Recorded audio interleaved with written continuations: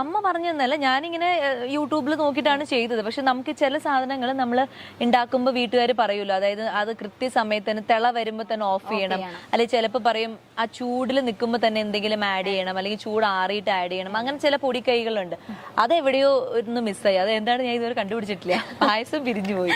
എന്താ ഒന്നുകൂടെ ഉണ്ടാക്കി നോക്കാം, അപ്പൊ നമുക്ക് അറിയാലോ എന്താണ് മിസ്റ്റേക്ക് പറ്റിയത്.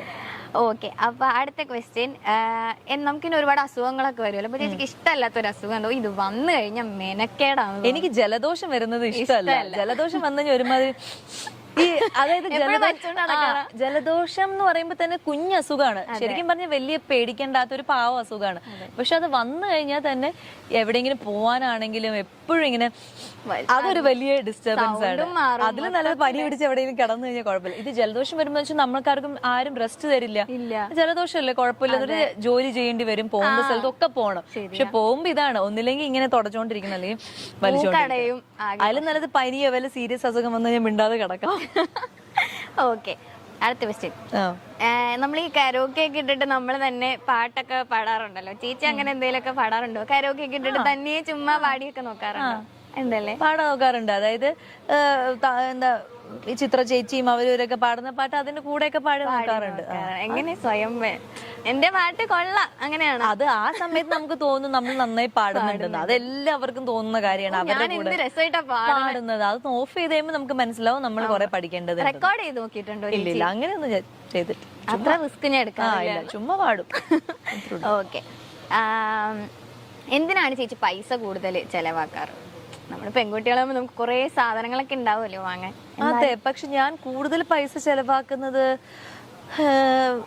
എനിക്ക് ആക്സസറീസിനാണോ? ഇല്ല, എന്റെ അമ്മ എപ്പോഴും എന്റെ അടുത്ത് പറയുന്ന കാര്യമാണ്, ഒരു സാധനം ഞാൻ വാങ്ങിക്കില്ല. ഇപ്പൊ കമ്മല് മാലയൊക്കെ ആണെങ്കിലും അതിന്റെ കുറെ നാള് യൂസ് ചെയ്തിട്ട് അത് പൊട്ടിപ്പോവാണെങ്കിലേക്ക് അടുത്തത് മേടിക്കുള്ളൂ. അല്ലാണ്ട് ഒരെണ്ണം ഉള്ളപ്പോ തന്നെ കാണുന്നതെല്ലാം വാങ്ങിക്കുക, അല്ലെങ്കിൽ കോസ്മെറ്റിക്സ് ആയിക്കോട്ടെ, ഡ്രസ്സ് ആയിക്കോട്ടെ, ഇതൊന്നും ഞാൻ അങ്ങനെ ഓവറായിട്ട് അങ്ങനെ ഷോപ്പ് ചെയ്യാറില്ല.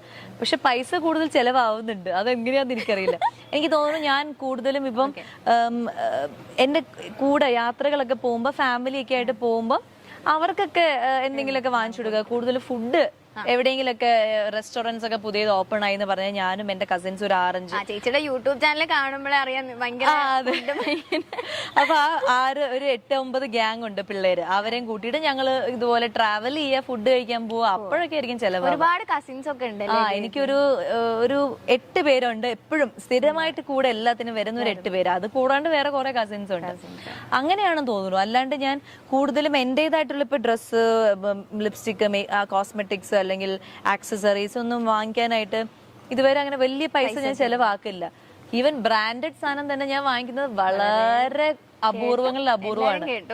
ആരെങ്കിലും ഒക്കെ എന്തെങ്കിലുമൊക്കെ വഴി കൊളാബൊക്കെ തരുമ്പോഴാണ് ബ്രാൻഡഡ് സാധനങ്ങൾ തന്നെ വാങ്ങിക്കുന്നത്. അല്ലാണ്ട് ഞാൻ അത്യാവശ്യം കൊളാബ് വഴി തന്നെ നമുക്ക് ഒരുപാട് വരുന്നുണ്ട്. അത് മാത്രല്ല, ബ്രാൻഡഡ് ഒക്കെ അങ്ങനെ ഞാൻ ഭയങ്കര ബ്രാൻഡ് കോൺഷ്യസ് അല്ല. എന്റെ ഇത് ഇങ്ങനെ ആയിരിക്കണം. എന്റെ ഫോണ് തന്നെ ഞാൻ ഇതുവരെ മാറ്റിയിട്ടില്ല. 5 വർഷമായി. 8+ ഞാൻ ഇപ്പോഴും നിൽക്കുന്നത്. എനിക്ക് അത് വലിയ ക്രേസ് ഇല്ല. ഓക്കെ, വേഗം തന്നെ ഒരു ഫോണ് വാങ്ങിക്കണം, എന്താ അറിയില്ല, ഒരു ചെറിയ പിശുക്ക് ഉണ്ടാവും, അതായിരിക്കും, അറിയില്ല. അല്ല, അത് കുഴപ്പമൊന്നുമില്ല. അത് ലൈഫിൽ കുറച്ച് പിശുക്കൊക്കെ നല്ലതാണ്. പിന്നെ നമുക്ക് കൺട്രോളിലാണ് ചെലവാക്കി തീർത്ത് കളയും. ഓക്കെ, വേറെ അറിയുന്നു ഇപ്പം ഇംഗ്ലീഷ് മലയാളം ഒക്കെ അല്ലാതെ ചേച്ചിക്ക് വേറെ ലാംഗ്വേജസ് ഏതൊക്കെയാ? എനിക്ക് ഹിന്ദി അത്യാവശ്യം സംസാരിക്കാൻ അറിയാം, തമിഴ് സംസാരിക്കാൻ അറിയാം, തെലുഗു ഒക്കെ കേട്ടാൽ ഇങ്ങനെ മനസ്സിലാക്കിയിട്ട് ഒരു തട്ടിമുട്ടിയൊക്കെ പോകാൻ പറ്റും.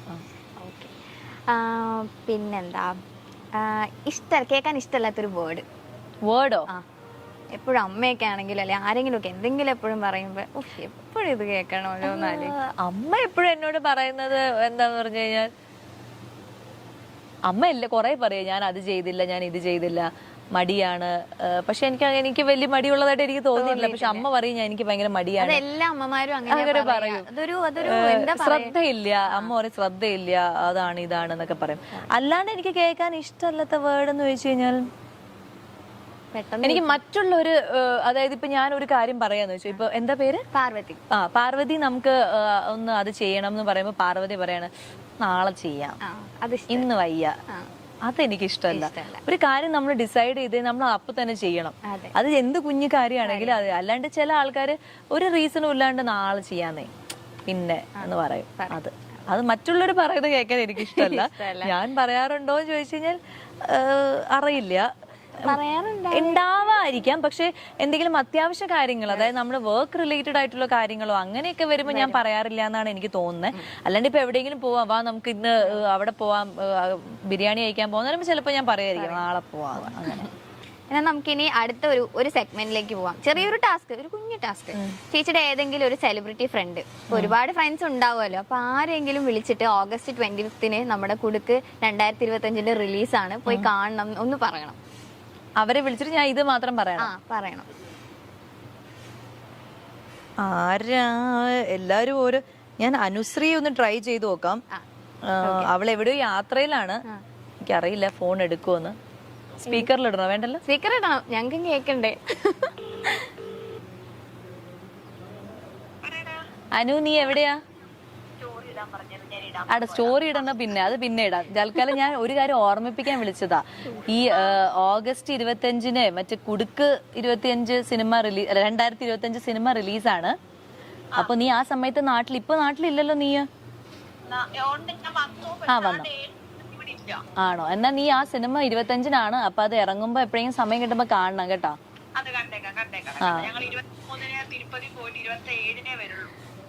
അത് ശരി. ഓക്കെ. അപ്പൊ ഇന്ന് ഞാനിപ്പോ ഈ കുടുക്കിന്റെ ഒരു പ്രൊമോഷന് വേണ്ടി നിൽക്കുകയാണ്. അപ്പൊ അവരെന്റെ അടുത്ത് പറഞ്ഞു എന്റെ ഒരു ബെസ്റ്റ് ഫ്രണ്ടിനെ വിളിച്ചിട്ട് കുടുക്ക് കാണാൻ പറയണമെന്ന്. അപ്പൊ ഞാൻ പറയും ഓക്കെ, അനുവിനെ വിളിച്ചിട്ട് പറയാന്ന് പറഞ്ഞു. അതേ ഉള്ളു. അപ്പൊ എല്ലാരും കേട്ടല്ലോ, അവള് കാണും എനിക്ക് ഉറപ്പാ. പിന്നെ നീ സ്റ്റോറി ഇട്ടോ, നിനക്ക് സമയം കിട്ടുമ്പോ ഇട്ടോ. ഓക്കേടാ. ഞങ്ങളുടെ നമ്മുടെ ലൈഫ് എക്സ്പീരിയൻസ് ഒക്കെ എത്രയോ വർഷം മുമ്പുള്ള, അതൊക്കെ എനിക്കിപ്പോ ഓർമ്മയില്ല. രണ്ടുപേരും കൂടെ ഒരുമിച്ചുള്ള 12 വർഷം മുമ്പ്. എത്ര വർഷമായി? 12 വർഷമായോ? ഈശ്വര ഞാൻ അറിഞ്ഞില്ലല്ലോ. അതെ ശരിയാ. അത്രയും വർഷത്തെ ഇത്രയും വർഷത്തെ ഫ്രണ്ട്ഷിപ്പ് അല്ലേ? അപ്പൊ എന്തെങ്കിലും രണ്ടുപേരും കൂടെ ഒപ്പിച്ച് എന്തെങ്കിലും, അല്ലെങ്കിൽ രണ്ടുപേരും അങ്ങനെ ഒപ്പിക്കാറൊന്നുമില്ല. ഞങ്ങൾ നല്ല കുട്ടികളായിരുന്നു. ഞങ്ങൾ രാത്രി മസാല ദോശ കഴിക്കാൻ, എന്നെ രാത്രി മസാല ദോശ കഴിക്കാൻ കൊണ്ടുപോയത് ആദ്യമായിട്ട് ഇവളാണ്. ബാക്കിയൊക്കെ ഞാൻ രാവിലെ മസാല ദോശ കഴിക്കാറുള്ളൂ. അനുവാണ് എന്നെ രാത്രി കൊണ്ടുപോയത്. അല്ലേ? അതെന്താണ് ആ ഒരു മസാല ദോശ രാത്രി കഴിക്കാണ്ടായ സാഹചര്യം? അത് സ്ഥിരം തട്ടുകട എന്ന് പറഞ്ഞാൽ അനു എപ്പോഴും തട്ടുകട എക്സ്പീരിയൻസ് പറയും. തട്ടുകട അത് കിട്ടും ഇത് കിട്ടും. ഞാൻ പക്ഷെ അത് എക്സ്പീരിയൻസ് ചെയ്തിട്ടുണ്ടായിരുന്നില്ല. അപ്പൊ അങ്ങനെ ഇവള് പറഞ്ഞിട്ടാണ് ഞങ്ങൾ തട്ടുകടയിൽ പോയി പൊറോട്ട, ബീഫ്, മസാല ദോശ തുടങ്ങിയ ഭക്ഷണങ്ങളൊക്കെ കഴിക്കുന്നത്. അതാണ്.